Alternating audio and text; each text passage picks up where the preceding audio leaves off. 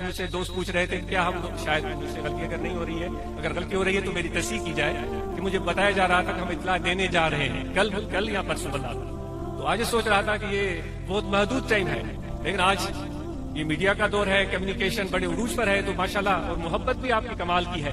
سب سے بڑی اہم بات تو یہ ہے تو یہ دوست آپ پہنچ گئے. تو یہ پریزنٹ کی اسی حال کی بات ہو رہی تھی، پہلے آسمان، تیسرے چوتھے پانچویں چھٹے ساتویں سے اوپر عرش عظیم کی بات ہم سوچ رہے ہیں کہ خدا نے بھی ایک میٹنگ کال کی تھی، سب روحوں کو بلایا تھا. علماء کرام کی زبانی آپ نے سنا ہوگا. اور پھر وہ اپنی قدرت سے، وہ اپنے شان سے، جو اس کے لائق ہے، جو اس کو زیب دیتا ہے، جس کو وہ خود جانتا ہے. ہم تو انسان ہیں جو اتنی بڑی کائنات میں جو لامحدود ہے. تصویریں آتی ہیں جب اس خلا کی، تو اس زمین کا وجود اس خدا کی کائنات میں ایک ناخن کے برابر، ایک دل سے بھی معمولی سا ہے، ایک دل سے بھی معمولی کا، یعنی خدا کی کائنات تو لامحدود ہے.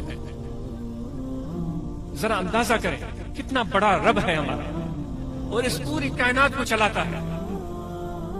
لیکن اس زمین کے ایک خطے پر انسان کو بھیجا ہے، اور اس زمین کے اس خطے پر ہم نے کیا کیا ہے وہ ہم اور آپ سے مخفی نہیں ہے، مجھے بیان کرنے کی ضرورت ہی نہیں.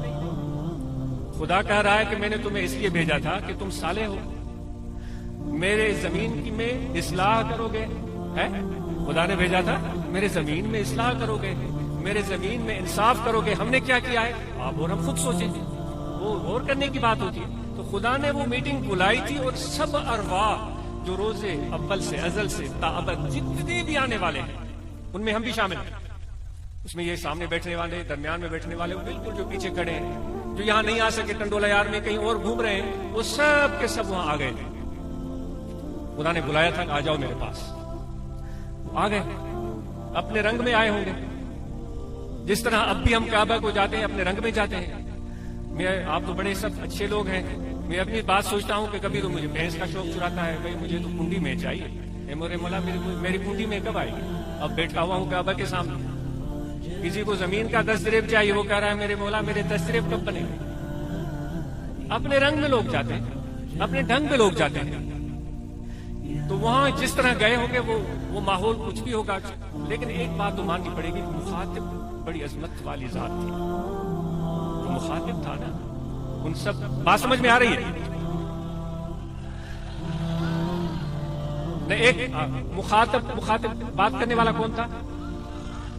بات کرنے والا کون تھا؟ اور سننے والے ہم سب تھے.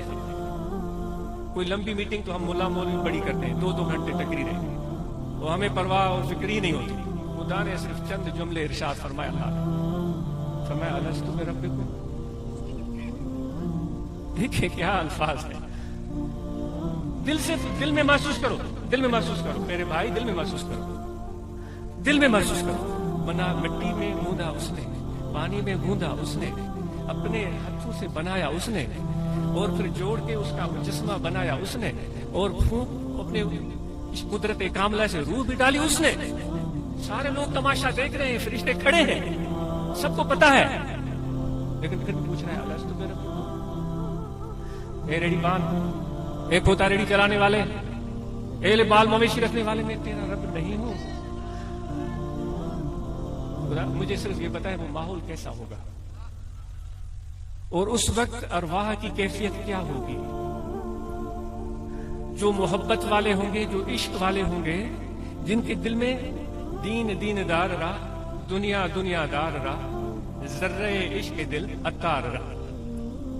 دین دار کو دے دو.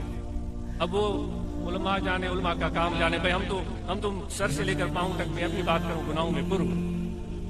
یہ لوگ اب پتہ نہیں میرے مرشد کی وجہ سے مجھے بٹھاتے ہیں، ورنہ تو مجھے یہاں گھومنے بھی نہ دیتے. تو وہ فرماتا ہے دین دار کو دے دیجیے، اور دنیا دار کو دے دیجیے. اتار کہتا ہے مجھے تھوڑا سا عشق دے دیجیے. مخاطب خدا ہے، روح موجود ہیں، آپ سب ہیں وہاں، آپ سب موجود ہیں وہاں بھائی. وہ پوچھ رہا ہے الستو بربکم، یعنی آپ سب سے خدا کی گفتگو ہو چکی ہے. کیا مقام ہے آپ کا. اتنا بڑا پالن ہار آپ سے